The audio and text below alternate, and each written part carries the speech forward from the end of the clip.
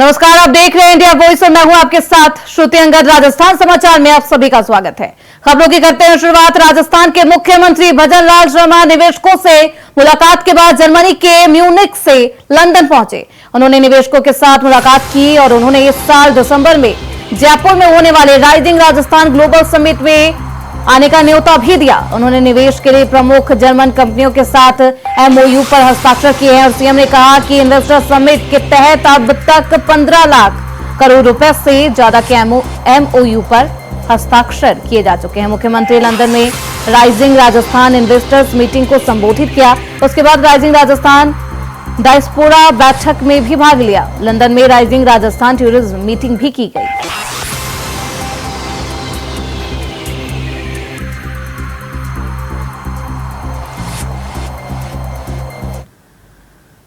वहीं कांग्रेस प्रदेश अध्यक्ष गोविंद सिंह डोटासरा ने कहा है कि कांग्रेस ने उपचुनाव के लिए उम्मीदवार करीब तय कर लिए हैं और इन विधानसभा के लिए एक सीनियर ऑब्जर्वर नियुक्त कर दिया गया है।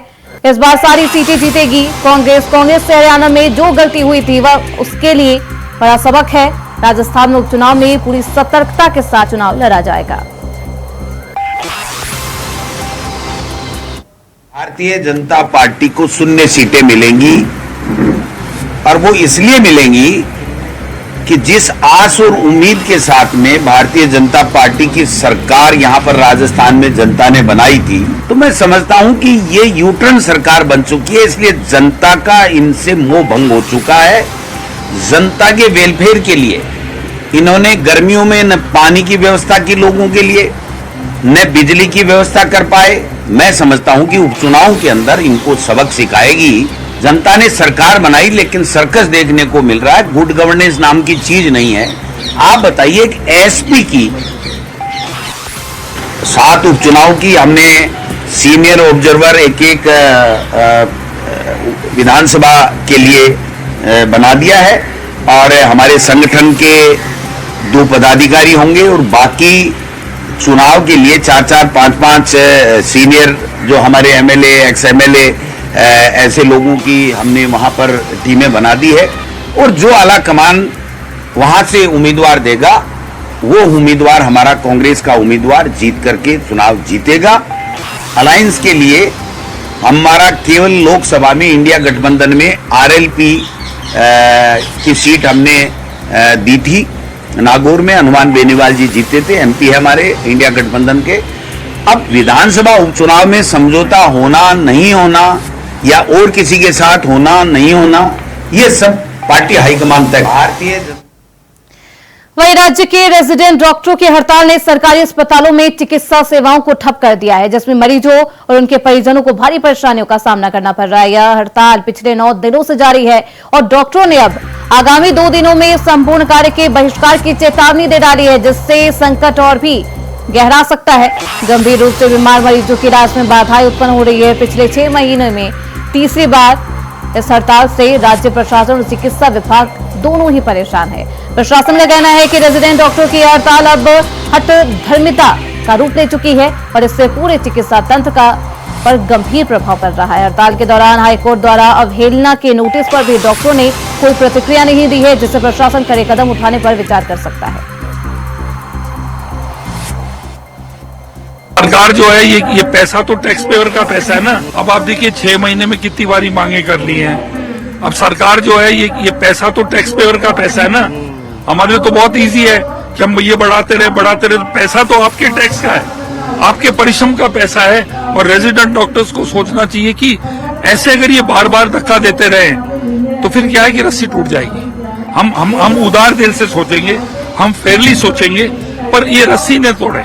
क्योंकि क्या है कि अगर बहुत ज्यादा ये बढ़ गया तो फिर हमें दूसरे रास्ते, दूसरे रूट्स ढूंढने पड़ेंगे और वो क्या होगा कि उनके लिए भी अच्छे नहीं होंगे और हमारे लिए भी अच्छे नहीं होंगे। अब आप हमारे साथ हमारे सहयोगी कुलदीप सैनी जुड़ चुके हैं। सीधे रुख करते उनकी तरफ। कुलदीप, लगातार चिकित्साओं अस्पतालों में डॉक्टरों की हड़ताल लगातार जारी है, ऐसे में लोगों को काफी परेशानी का सामना करना पड़ा है। क्या कुछ स्थिति अभी?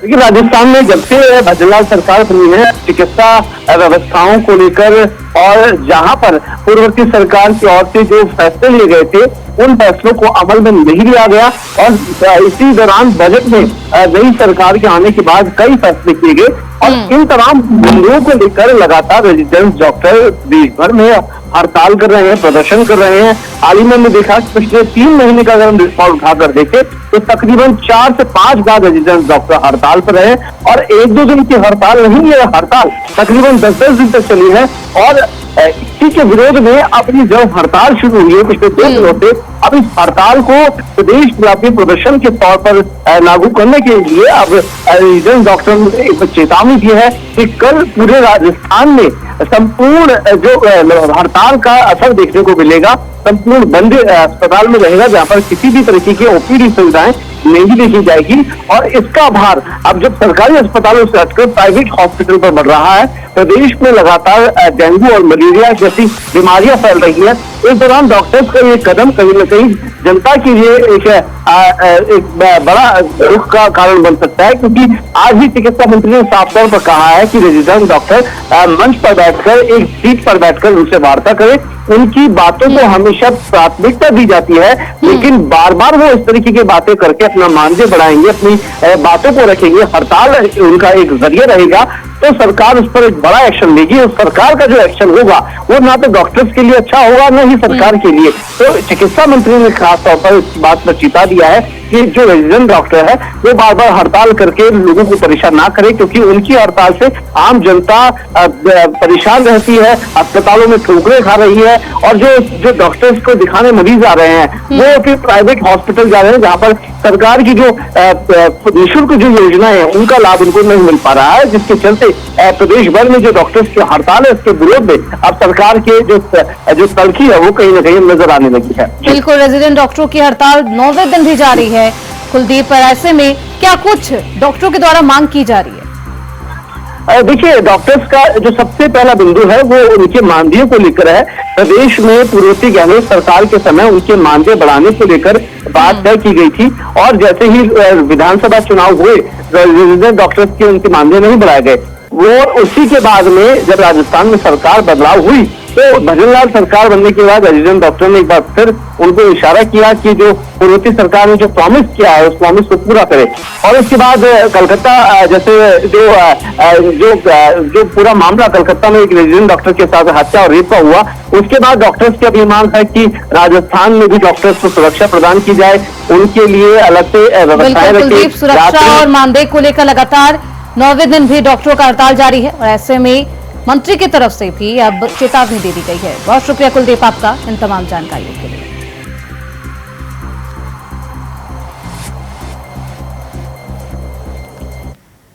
वहीं राजस्थान में उपचुनाव की घोषणा होते ही सभी पार्टियां तैयारियों में जुट गई है। नागौर में आरएलपी अध्यक्ष हनुमान बेनीवाल ने कहा है कि अगर कांग्रेस के साथ गठबंधन नहीं होता है तो हम आने वाले दिनों में राजस्थान में कम से कम 3 या 4 सीटों पर चुनाव लड़ने का लक्ष्य रखेंगे।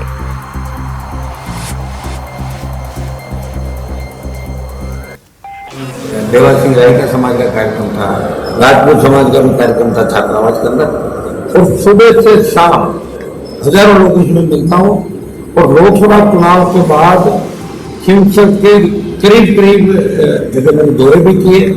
और राष्ट्रीय लोकतांत्रिक पार्टी अभी राजस्थान में अगर कांग्रेस के साथ अलायंस नहीं होता हमारा, एक बार बात करेंगे हम, एक आध दिन तक क्लियर हो जाएगा, तो हम कम से कम 3-4 सीट पर राजस्थान में लड़ेंगे। फिर झुंझुनू, जयपुर, उड़ियारा और एक आध जगह और भी हम लड़ेंगे राजस्थान के अंदर, ये हमारी इच्छा है। और अगर अलायंस होता है तो हम 2 सीट की डिमांड हम कर रहे हैं, जयपुर, उड़ियारा और शिवस्तरी हम मांग कर रहे हैं, क्योंकि वहां में हमारे 3-4 ज्यादा वोट आए थे। वही शिवस्तर के चुनाव के बाद तो 8, 13, 14, 18, फिर 19, 19, 23, 8 चुनाव लगातार शिवस्तर में शिवस्तर की जनता ने हनुमान बेनीवाल को, इनके परिवार को जिताया और पूरी जनता खुद चुनाव लड़ती है। आप देखिए, उम्मीदवार भी जनता की पसंद का होगा। 2 दिन बाद लोगों को इकट्ठा करूंगा, वही तय करेंगे उम्मीदवार कौन होगा और फिर वो खुद उसके लिए जी जान से जुड़ जाएंगे कि जीता के हनुमान जी को देना है। और अभी चूंकि राष्ट्रीय लोकतांत्रिक पार्टी की राजधानी है, विधानसभा में आरएलपी का एक भी एमएलए नहीं है, तो पूरे राजस्थान की जनता चाहती है कि संसद में सीट जीते और सीटों में आरएलपी का है। तो तैयारियां हमारी पूरी है अभी विकास के जो बचे हुए काम सारी सड़कें पिछले बजट की।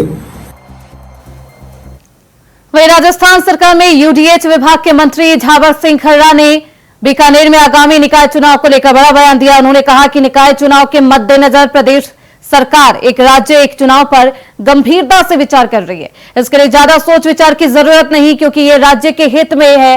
राज्य मंत्री खर्रा ने स्पष्ट किया कि अगर राजस्थान में एक साथ निकायों के चुनाव होते हैं तो ईवीएम खरीदने की भी जरूरत नहीं पड़ेगी, क्योंकि जिन राज्यों में चुनाव हो चुके हैं वहां से ईवीएम मंगवाई जा सकती है। माननीय मुख्यमंत्री श्री भजनलाल शर्मा जी के नेतृत्व में राजस्थान इस दृष्टिकोण को विकसित भारत विकसित राजस्थान पहल के माध्यम से साकार करने के लिए प्रतिबद्ध है। हमारी कार्य योजना अगले 5 वर्षों में राज्य को $350 बिलियन की अर्थव्यवस्था बनाने की है, जिसमें आप सभी का सहयोग अपेक्षित है। शहरी विकास एवं स्वच्छता का राज्य इसके शहरी परिदृश्य को आकार देने में महत्वपूर्ण योगदान है। प्रभावी योजना, उन्नत इंफ्रास्ट्रक्चर, आवास और स्थानीय स्वशासन एक विकसित राज्य के लिए महत्वपूर्ण भूमिका निभाते हैं।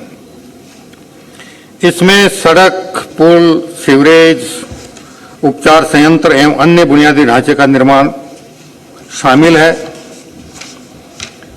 भारत का सबसे बड़ा राज्य होने के नाते राजस्थान तेजी से शहरीकरण कर रहा है, जहां विरासत, संस्कृति और औद्योगिक विकास का संतुलित मिश्रण है।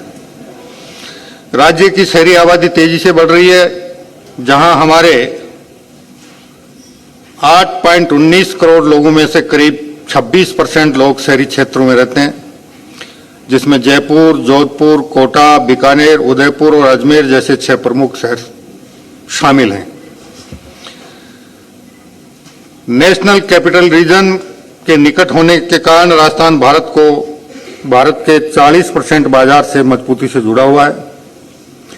राजस्थान औद्योगिक और लॉजिस्टिक गतिविधियों का एक महत्वपूर्ण केंद्र है, जहां से दिल्ली मुंबई इंडस्ट्रियल कॉरिडोर का 58% हिस्सा गुजरता है और 39% डेडिकेटेड फ्रेट कॉरिडोर डीएफसी भी राजस्थान से होकर जाता है।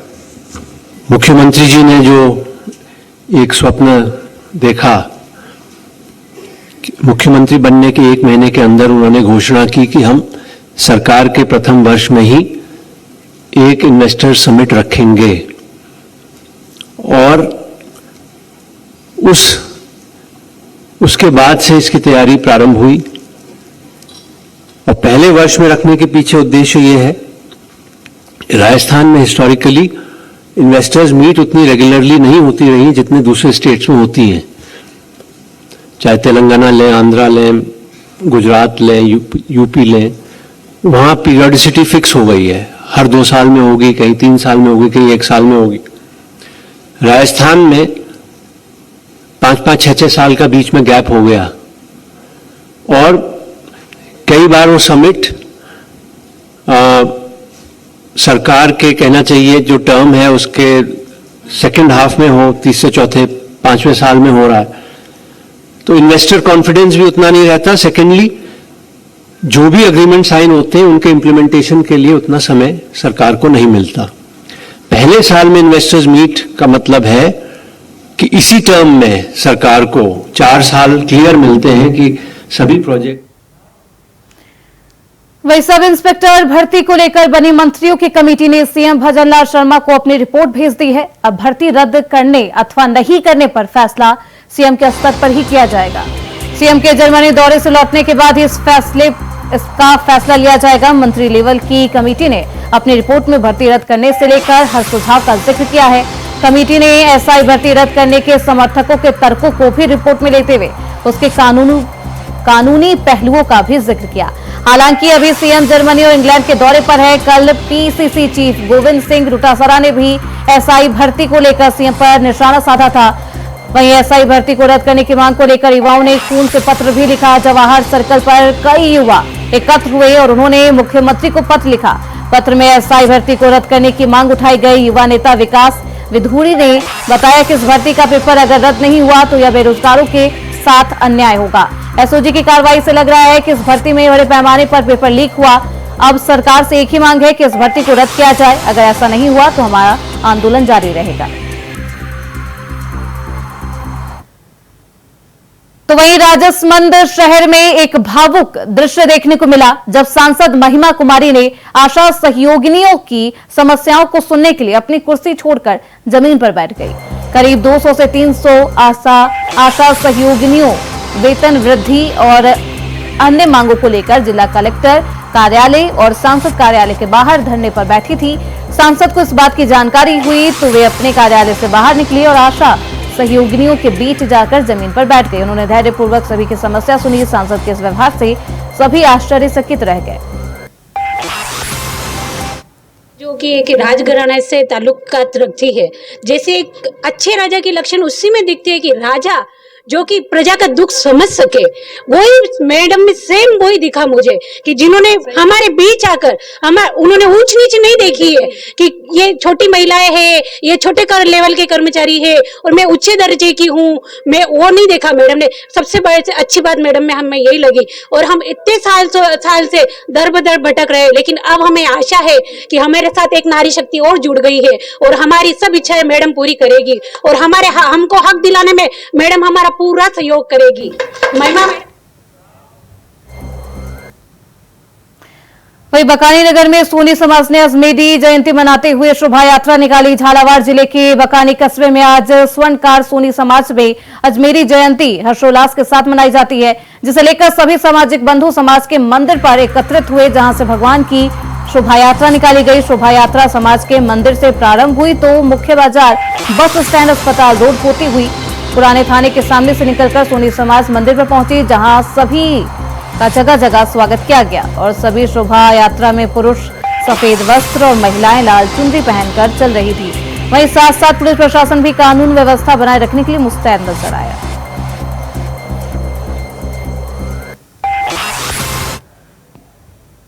वहीं सीकर जिले के रिंगस थाना इलाके में खाटू श्याम जी रोड पर महिला और युवक का शव मिलने से सनसनी फैल गई। पुलिस को सूचना मिलने पर रिंगस थाना पुलिस मौके पर पहुंची। थानाधिकारी कृष्णा कुमार धनकर ने बताया है कि महिला और युवक का शव मिला है। युवक के पास मिले आधार कार्ड के आधार पर युवक की पहचान आगरा निवासी के रूप में हुई है। वहीं महिला की पहचान के प्रयास किए जा रहे हैं। हत्या या आत्महत्या की गुत्थी सुलझाने के लिए FSL टीम बुलाई गई है। हालांकि महिला पुरुष के शव पर किसी भी प्रकार की चोट के निशान नहीं है। शव मिलने की सूचना मिलने पर भारी संख्या में लोग भी इकट्ठे हो गए। ऊपर लाखनी टोल के पास में रोड के किनारे एक कपल की डेड बॉडी मिली, जिनके शरीर पर कोई चोट वगैरह के निशान तो नहीं। FSL पुलिस पार्टी बुलाया जा रहा है। जिनकी पहचान आगरा निवासी के बकानी कस्बे में वाल्मीकि जन्म उत्सव के अंतर्गत पाटन रोड स्थित वाल्मीकि समाज के धर्मगुरु समाधि स्थल से भव्य शोभा यात्रा प्रारंभ हुई, जो पाटन रोड से होती हुई बस स्टैंड, हॉस्पिटल रोड, पुरानी तहसील के सामने से निकलकर कस्बे के विभिन्न मार्गों से होती हुई मुख्य बाजार में पहुंची, जहां से शोभा यात्रा का पाटन रोड पर समापन किया गया। जगह जगह ऋषि वाल्मीकि जी महाराज के चित्र पर पुष्प वर्षा भी की गई। वहीं महिला पुरुष रंग बिरंगे वस्त्र धारण कर ऋषि वाल्मीकि जी महाराज के जयकारे लगाते हुए बैंड बाजों के साथ नाचते गाते दिखाई दिए।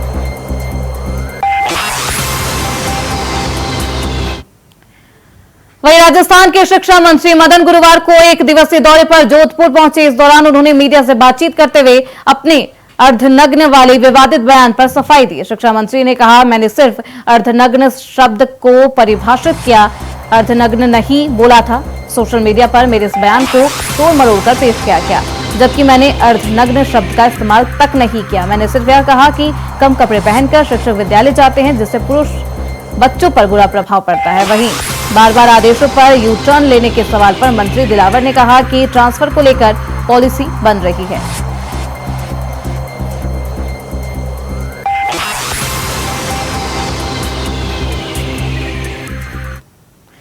खबर अजमेर जिले के नसीराबाद से है, जहां नसीराबाद शहर में खाद्य सुरक्षा विभाग की टीम ने बड़ी कार्रवाई को अंजाम दिया है। दीपावली और आगामी त्योहारों को देखते हुए टीम मिलावट खोरों पर ताबड़तोड़ कार्रवाई करती हुई नजर आई। खाद्य सुरक्षा विभाग टीम ने कार्यवाही करते हुए लगभग 150 किलो पुराना दूषित बदबूदार मिक्स केक, पुरानी सूखी बर्फी और मावा नष्ट कर दिया। खाद्य सुरक्षा अधिकारी केसरी नंदन शर्मा ने बताया कि आज नसीराबाद में कार्यवाही करते हुए शहर की एक मिठाई की दुकान से मावा मिठाई का एक नमूना लेकर साथ ही साफ सफाई रखने और अच्छी क्वालिटी की सामग्री उपयोग में लेने के हेतु पाबंद किया गया।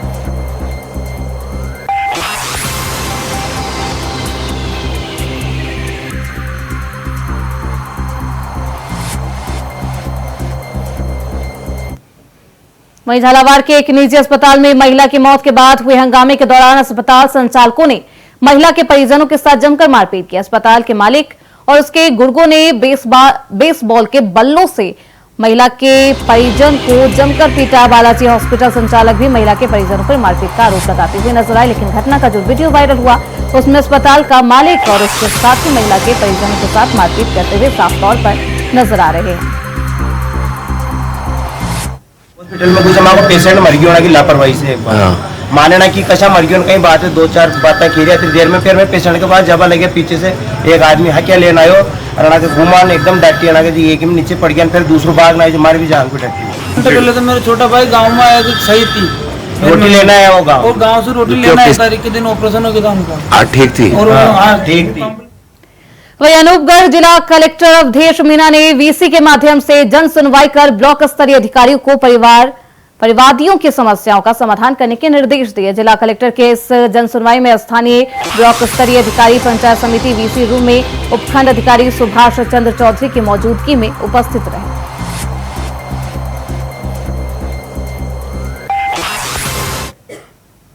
वहीं भाजपा के फायर ब्रांड नेता और विधायक बाल मुकुंद आचार्य गुरुवार को नोहर पहुंचे। उन्होंने यहां प्राचीन जोड़े वाले हनुमान मंदिर में धोख लगाई और कार्यकर्ताओं से रूबरू भी हुए। इस दौरान मीडिया से बातचीत करते हुए उन्होंने कहा कि जहां भजनलाल सरकार के 1 साल को शानदार बताया, वहीं कांग्रेस पर माफियाओं और घुसपैठियों को पनपाने का भी आरोप लगाया। उन्होंने कहा कि डबल इंजन की सरकार प्रदेश में शानदार काम कर रही है।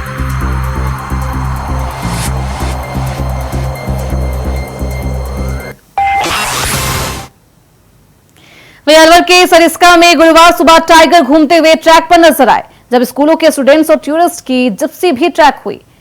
कुछ दूर तक टाइगर जिप्सी के पीछे आता रहा, बाद में झाड़ियों में निकल गया। टाइगर को काफी नजदीक से देखकर टूरिस्ट गदगद हो गए। नेचर गाइड अर्जुन सिंह ने बताया कि गुरुवार सुबह की पारी में युवराज बाघ SP 21 की साइटिंग हुई। स्कूलों से काफी स्टूडेंट्स और टूरिस्ट आए थे। ट्रैक पर टाइगर मस्ती से आता हुआ नजर आया। टूरिस्ट को देखकर भी टाइगर की चाल नहीं बदली, वह अपनी मस्ती में धीरे धीरे ट्रैक पर आगे बढ़ता नजर आया।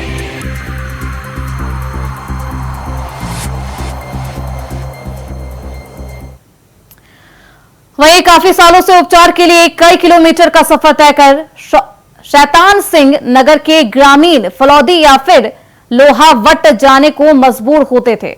ऐसे में वर्तमान ग्राम पंचायत के कार्यकाल में उपचार की राह को आसान करते हुए PHC की जमीन आवंटन के साथ ही उसका निर्माण कार्य करवाकर ग्रामीणों को राहत पहुंचाने का कार्य किया जा रहा है। वहीं ग्राम पंचायत की मदद से लाइटें लगाकर गांव को जगमगा कर रात में भी दिन का अनुभव करवाने का काम पंचायत के सरपंच ने किया है।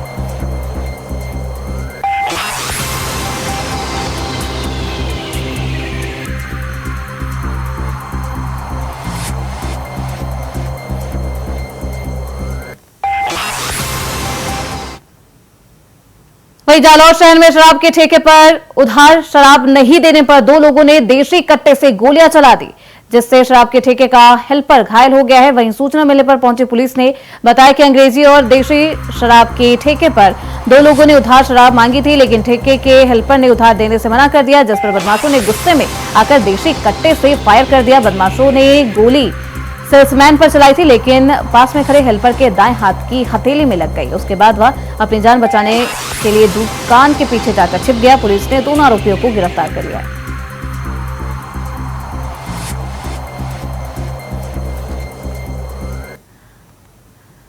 खबर टोंक से है, जहां बरौनी थाना इलाके के बड़थल तिराहे पर सड़क दुर्घटना हो गई। एक कार की टक्कर से 2 राहगीरों की दर्दनाक मौत हो गई। वहीं टक्कर के बाद कार चालक फरार बताया जा रहा है। पुलिस ने शवों का पोस्टमार्टम करवाया है। वहीं CHC में पहुंचकर परिजनों में हंगामा किया। पुलिस पर इस मामले पर परिजनों से समझाइश कर रही है। इसी के साथ राजस्थान समाचार में बस इतना ही। देखते रहिए इंडिया वॉइस।